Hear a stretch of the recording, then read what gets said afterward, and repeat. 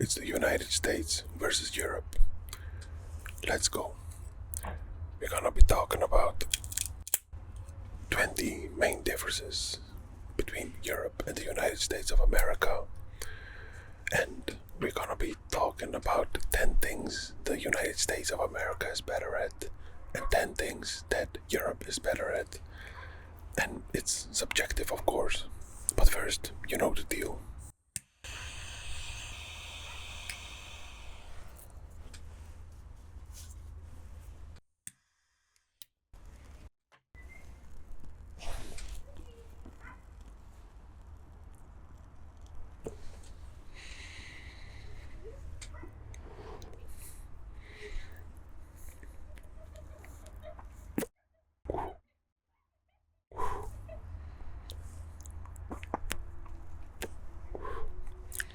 Let's go. I got my lime water with a little bit of coconut.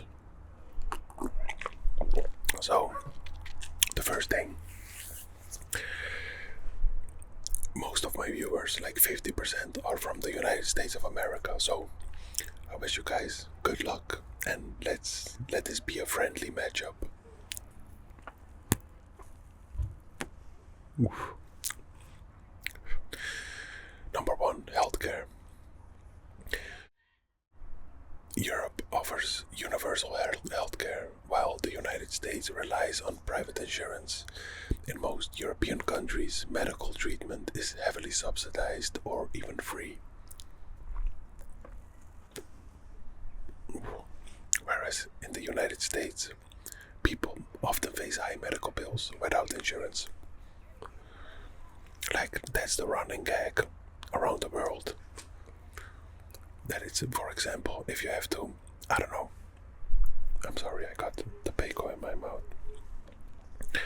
The running gag is like, in America, if you have to operate your, I don't know, your shoulder, or I don't know, whatever, it's cheaper to buy a ticket to Spain, stay there for a week, have an operation there, and go back, than it is to just simply let something be operated on you in the United States without insurance. And that's crazy because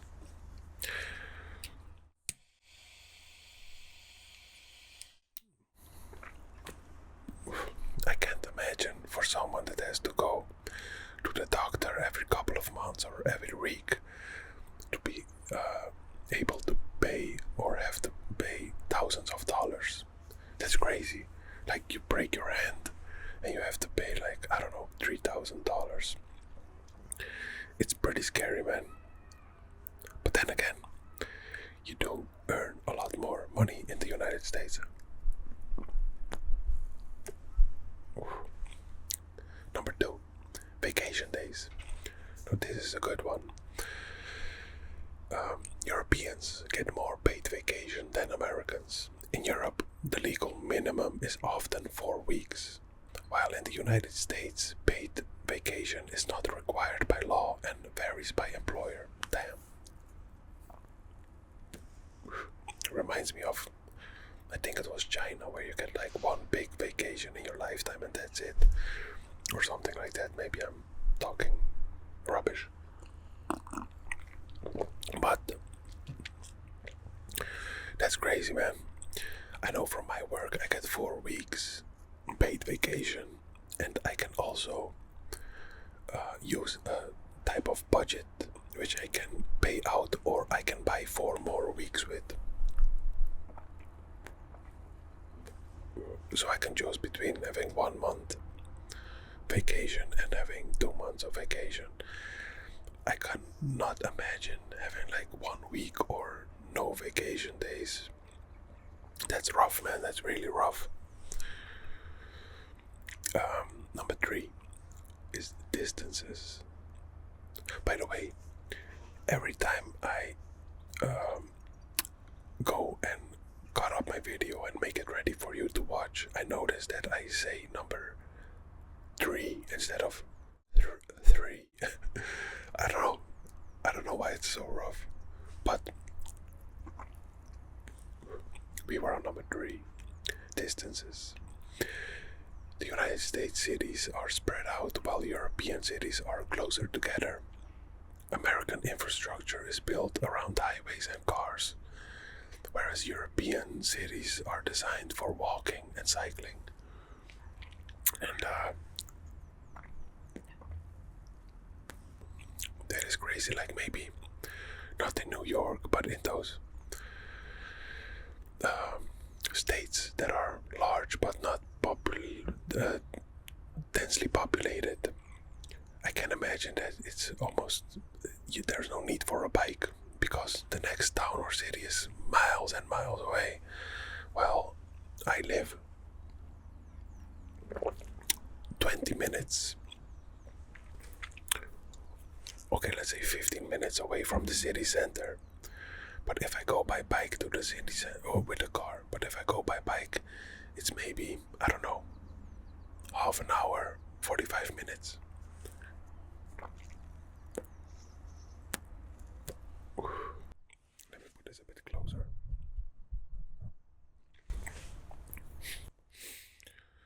Now, number 4 is drinking culture. Alcohol consumption norms differ between the United States and Europe. In the United States, drinking is often associated with bars and parties, while in Europe, alcohol is commonly consumed with meals from an earlier age. So, don't get me wrong. Here we do drink on weekends and in bars and stuff like that, but it's also very normal to have a beer with your meal or sitting in your house with your, I don't know, family or friends and drinking beer. So it's more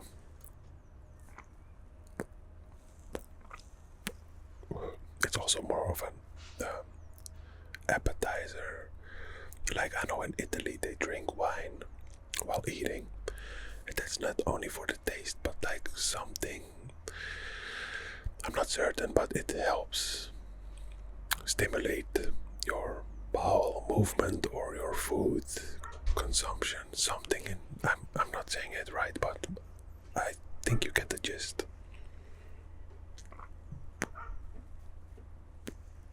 The next thing we got is legal drinking age. I also said it in my previous video. Like it's 21 years in the United States, and it's 18 or lower in most of Europe. In some European countries like Germany and France, teenagers can legally drink beer and wine as young as 16 years. So imagine that, like in the United States you have to wait 5 more years to be able to do it legally. Now I believe that a lot of kids that aren't 21 still drink, because I know I did before I was 16 in the Netherlands, so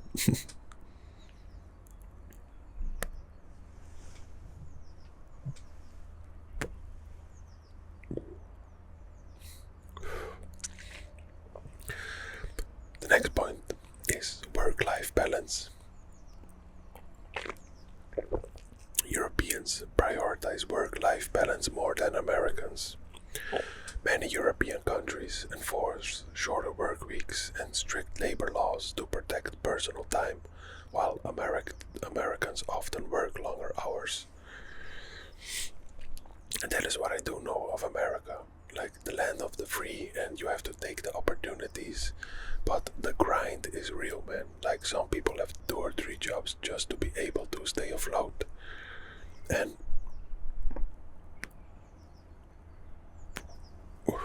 that is really crazy, man. I cannot imagine needing to have 2 or 3 jobs just to be able to pay rent and food and, you know, the basic needs.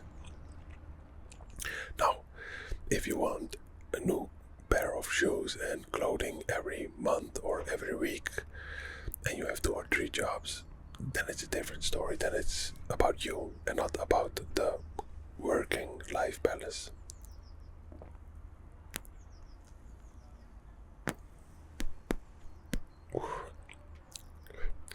The next point is dining culture. Meals in in Europe are seen as a social experience. While Americans prioritize efficiency, in Europe, long meals with multiple courses are common, while in the United States, dining out is often fast and focused on convenience.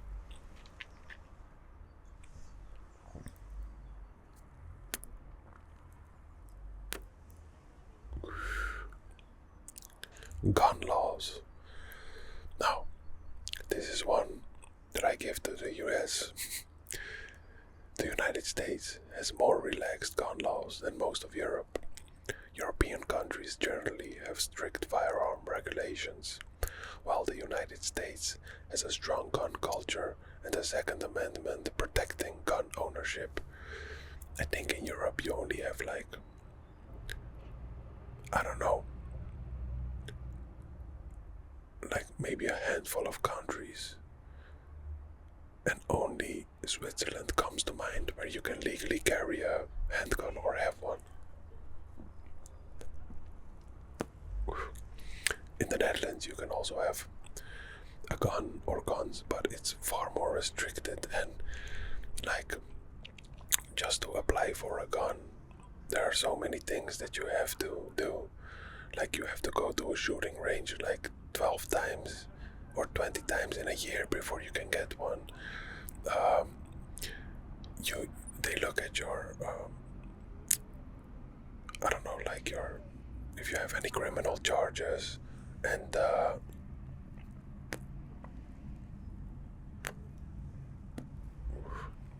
what was another point? Oh yeah, your gun has to be in one vault, and your ammunition needs to be in another vault. So it's very, very much restricted here.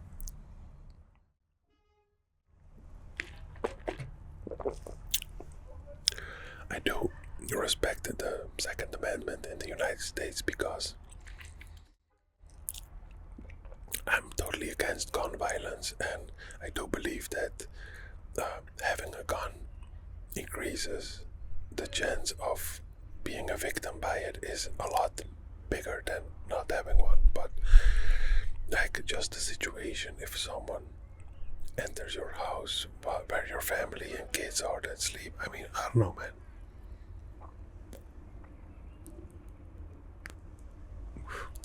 I respect the Second Amendment.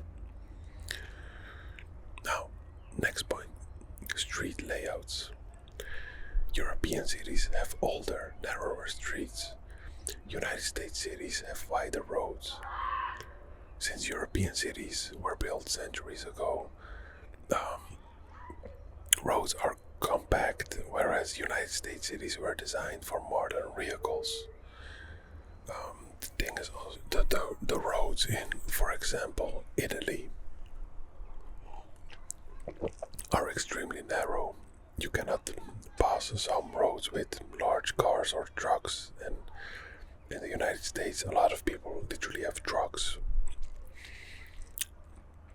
Unless you're someone who really needs a pickup truck to put stuff in, or has a job that needs a pickup truck, I don't see a reason to have one.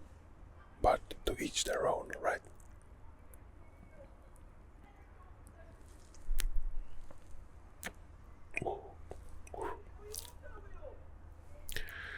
Let me tap this before it falls on my jacket. Now, the next point is personal space. Americans tend to value more personal space than Europeans. In the United States, people stand further apart. In the United States, people stand farther apart in conversation, while in Europe, close proximity is more common in social interactions. Which, I don't know. I don't mind when someone who talks with me touches my shoulder or hand or something. I don't know, in some way it's a way of affection or something. I don't, when someone taps your shoulder while talking to you in a friendly way, it comes over as someone who likes you and appreciates you. Well, someone else would say, what the hell, why are you touching me, man? Of course, someone you know, right? It would be weird if someone who doesn't know you just, hey, how are you doing? Or do you know the way to? And then taps you. That would be weird. Oof. Cultural diversity. The United States is a melting pot. Europe consists of distinct national identities. Well, the United States blends cultures from around the world, whereas European countries have stronger regional traditions and identities. That is very true, but countries like France, Germany, the Netherlands, England, even Sweden and stuff, Scandinavian countries, I guess, they do have their cultural things, but of course, even different states have their cultural things. And in the Western countries, there are, like the Netherlands, for example, has 100 and I don't know, 70 or 80 something different races within it.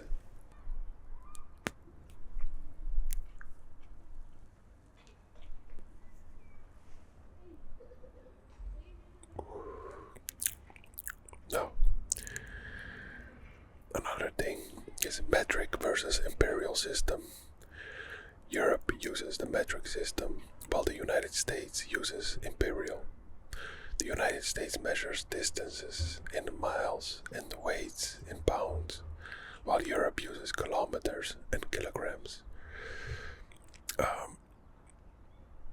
mean, no offense, I am used to kilograms and kilometers, but it's so complicated because, like, the freezing point for someone who uses the metric system is 0, while the freezing point for someone who uses the imperial system is, I don't know, you tell me in the comments, but I forgot.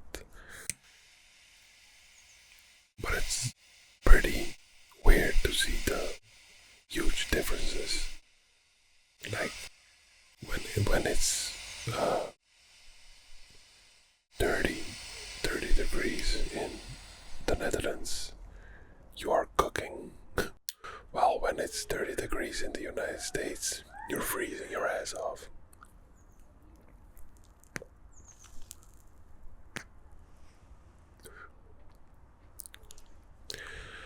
I don't know why this one is burning so weird. I haven't had this in a long time. There we go. Education costs. And by the way, when it comes to the metric systems and imperial system, there are only a handful of countries who use the imperial system. Education costs. Oh, this one is a banger, my friends, my USA friends. This one is crazy. College is much cheaper in Europe compared to the United States. American students often take out large loans to pay for college, while many European universities are state-funded or low cost.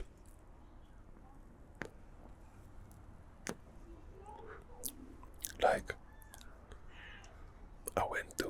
I think it's college, what I went to, or high school.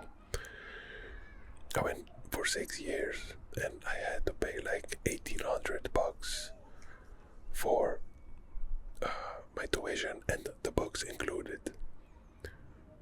So that's pretty crazy, man. Well, I also got money from the state for being a student. So I basically paid everything with the state's money.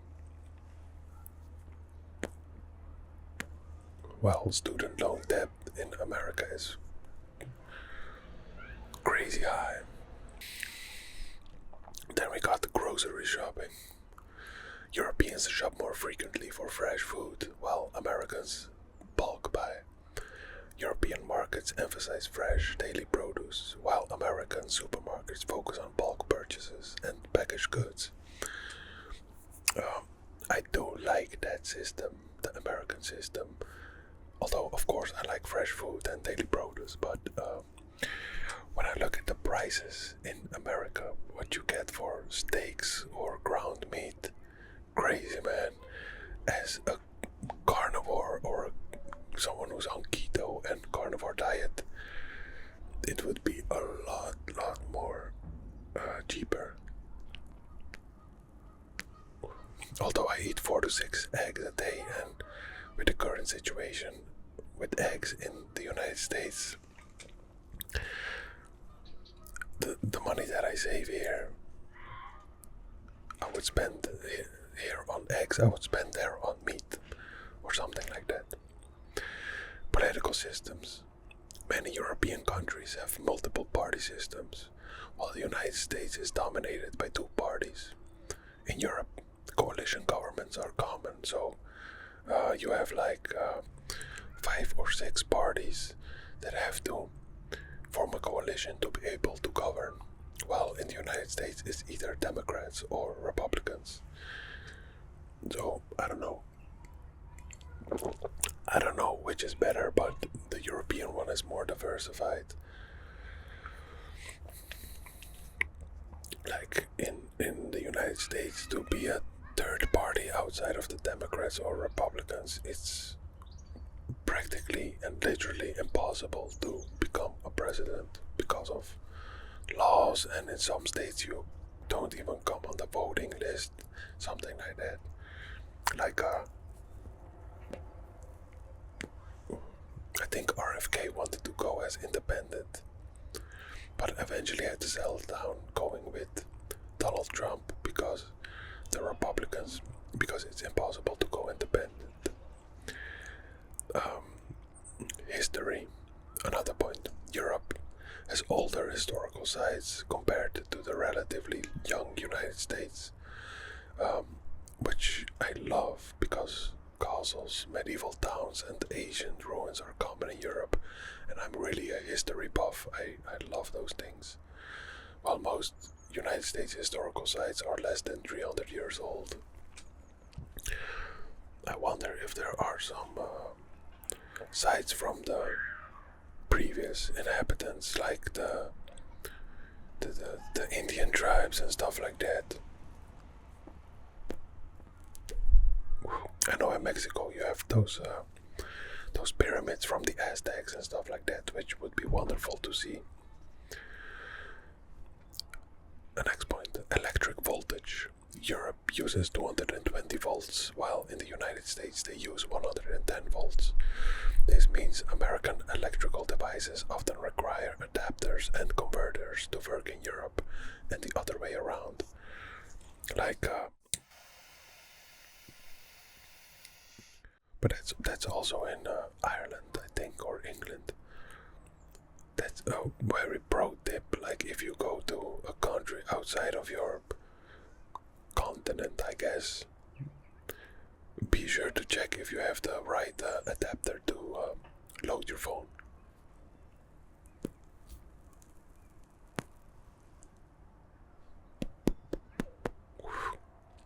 Fashion and style. Europeans tend to dress more formally than Americans. In many European countries, people prioritize fashion and tailored clothing, whereas American dress is often more casual and sportswear oriented. Like, for example, Dana White, the CEO or something from UFC. Oftentimes you see him in conversation with important people, or and he just wears a random t-shirt. Well, in Europe, when you go in a conversation with someone important, or even some people that go to work, they dress up like in their outfit, in a suit.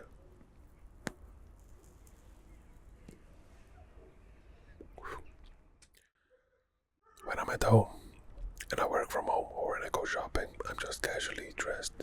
Like I said in my previous video, sometimes I'm in my jogging and my wife doesn't even want to go with me outside because she's German, yeah.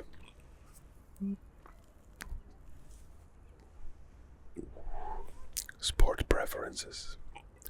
Soccer dominates in Europe, while American football and baseball are more popular in the United States. Um, in Europe, football is the most watched and played sport, while in the United States, sports like football, basketball, and baseball take center stage.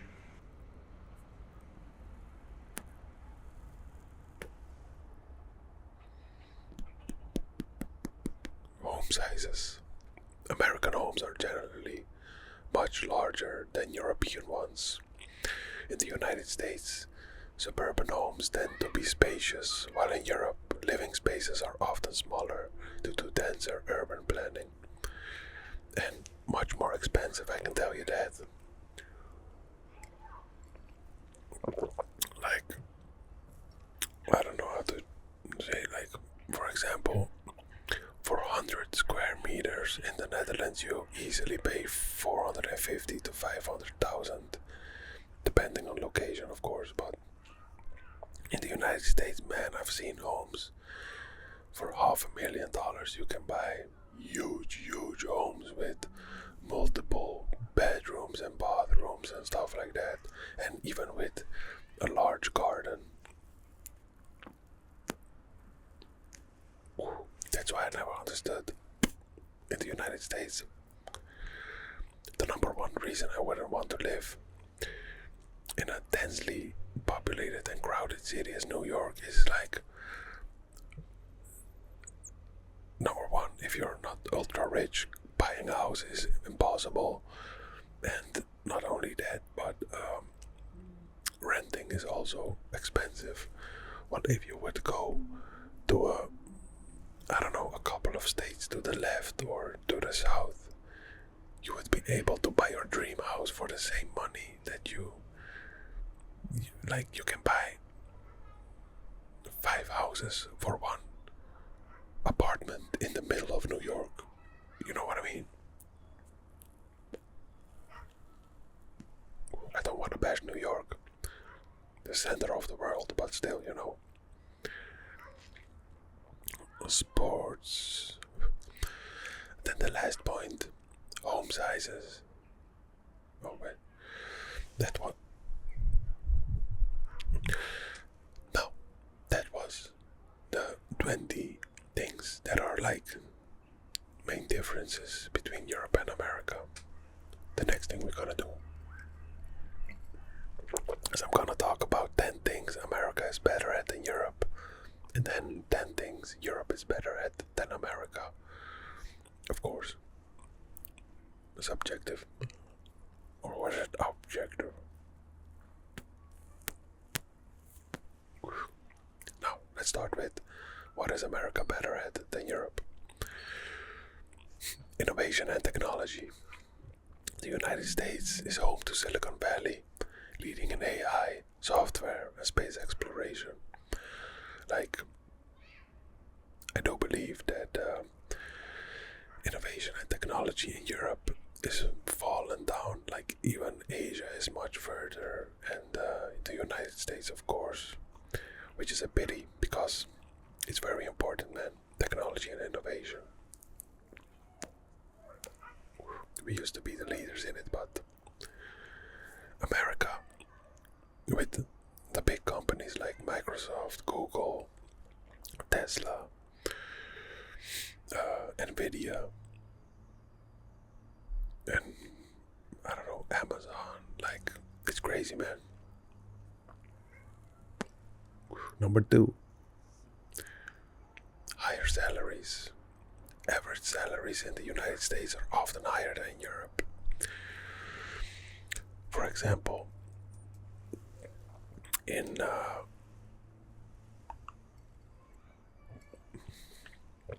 Europe, what they see as pretty good pay is like, I guess, 50, 60,000. I hope you cannot hear my stomach. I'm pretty hungry, man. But it's 50 or 60,000 is like, oh, very good pay. While in and then I'm talking Western Europe, Like when you go to Eastern Europe, it's far less. Like maybe you should be happy with 20 or 30,000. While in the United States, it's easily 80 to 100k with a decent, high-paid job, even more. But number 3, customer service. Businesses in the United States prioritize friendly, fast, and helpful service, while in in Europe, it's far less. Business environment. Number 4. The United States has fewer bureaucratic barriers for startups, which is, oh my god, no wonder that you're so rich and powerful and big. Like my dream is to have my own food truck. I know it sounds crazy, but it's like a, what's it called, a guilty blah blah blah. Like it's a fantasy thing. Like I love to make pizzas, and I would love to make people happy by selling them pizzas. Tell me in the comments if you would like to see me make a pizza as an ASMR video. But yeah, like I said, the bureaucratic barriers in Europe are far larger. Like I have to do 10 things before I could start a food truck business. While in the United States is usually you need your hygiene stuff, and I don't know, maybe call the city locals, what's it called, the government or something, and ask them, can you stand there to sell food?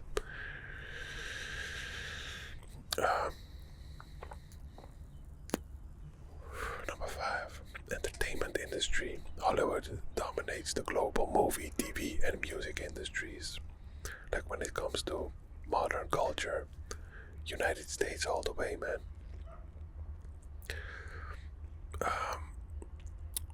Military power. As we all know, the United States has the most advanced military technology and global presence. Like, still the largest.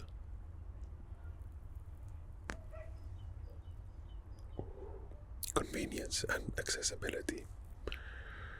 24/7 stores, drive-thrus, and same-day delivery are common.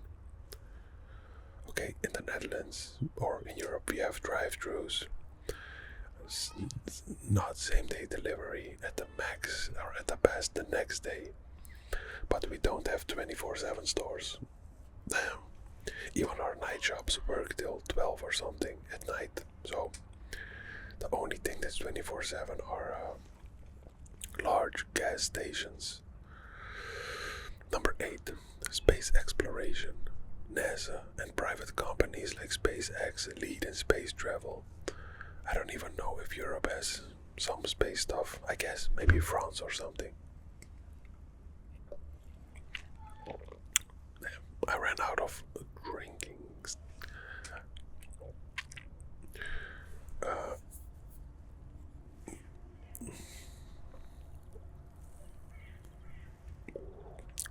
National parks and natural beauty. The United States has vast, diverse landscapes from Grand Canyon to Yellowstone. Well, that's beautiful and all, but like the whole of Europe and all of the United States, I don't know if America is really better at that than Europe, but I'll give it to you. And number 10, college sports and scholarships. The United States universities offer major sports programs and full ride scholarships, which is pretty nice. I don't think there's something like that in the Netherlands. But we do have good soccer players and K1 fighters. And Formula 1 drivers. Now, 10 things Europe is better at than America, according to the research, right? Number 1, healthcare.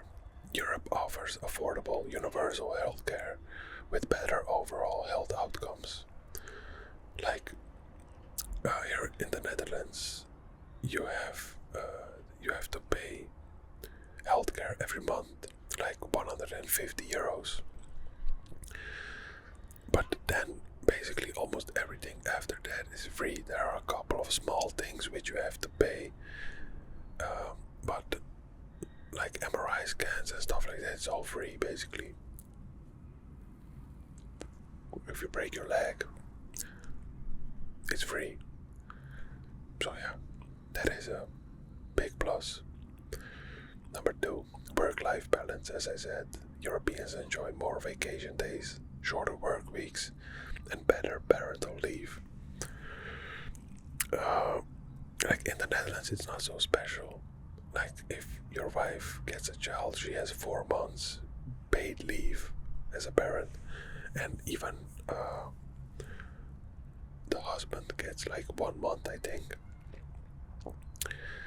But in Germany, it's crazy, man. Like my wife told me, in Germany, if you have a child, your wife can stay for 1 year at home, paid fully.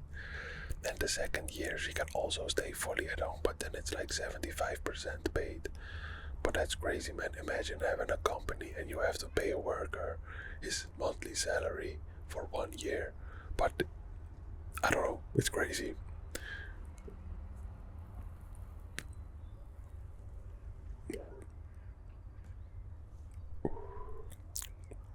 Number 3, public transportation. Europe's trains and metro systems are far more efficient and widely used.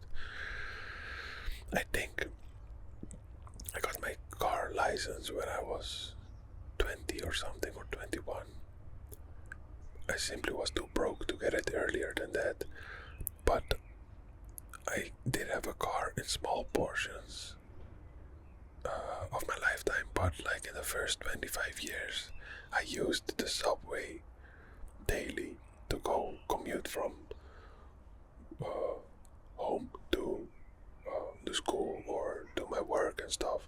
Like even now, if I go with the and rush hour, if I go with the bus and metro or subway to work, I'm faster at my work than with the car on rush hour.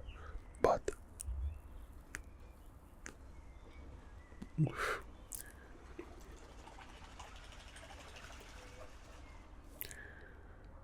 also, even if I went with the car, I would have to pay such a huge amount for parking that it wouldn't be worth it.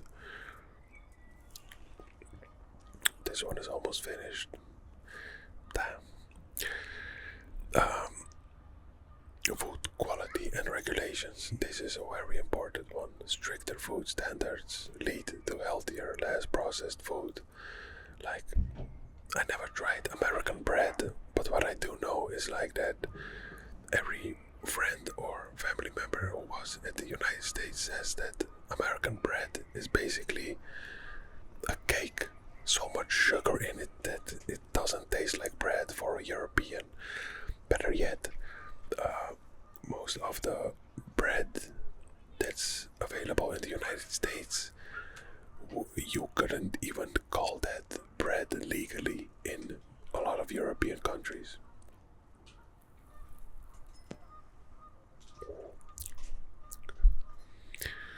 Then we got education costs. University tuition is significant. University tuition is significantly cheaper or free in many European countries, like I said.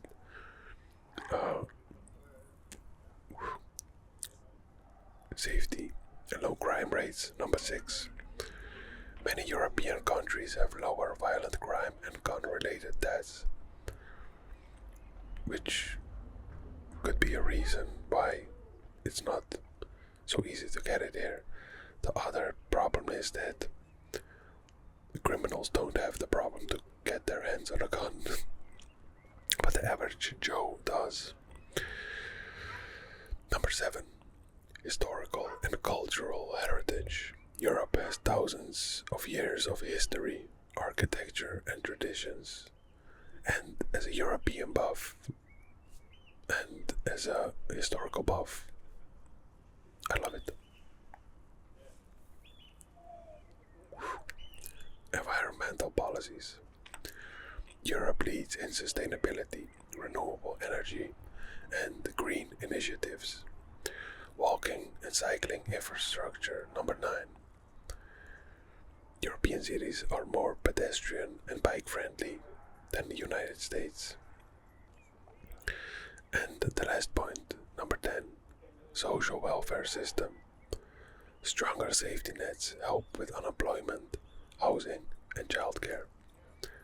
Like, sometimes I feel really bad when I watch a documentary that's in America and you see all those homeless people that have to, like literal families that have to sleep in a tent. You got whole cities filled with tents. I don't know, man. I don't know.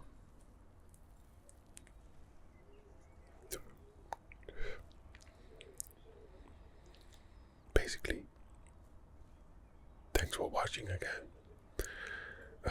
I get a lot of comments in which people say to turn off the ads. I will try in this video to turn off the mid-roll ads and see how that goes. Because, like I also answer in those comments, I love doing this and I love entertaining you guys, giving you information, sharing my knowledge, getting your knowledge. But it does take time. Like, I do the research about those 40 points that I mentioned. After that, I will cut and work on the video, put the intro, put the outro, cut where you hear birds and people walking and children screaming, stuff like that. So it is a couple of hours, and I'm not saying I'm doing it for the money, but the money I do get from YouTube, it's not a huge amount, but it does satisfy a kind of need. So I will do it for this video. I hope you appreciate it. You could, if you want, buy me a coffee on the link down below. Whatever you want, even if it's $1, $5, $10, whatever you can afford, but it will stimulate and help the channel. I buy a new phone, buy a new mic, and that's basically it. Thanks for watching. Have a good day, have a good life, and much love to my American viewers and also the rest of the viewers. Love you guys. See you.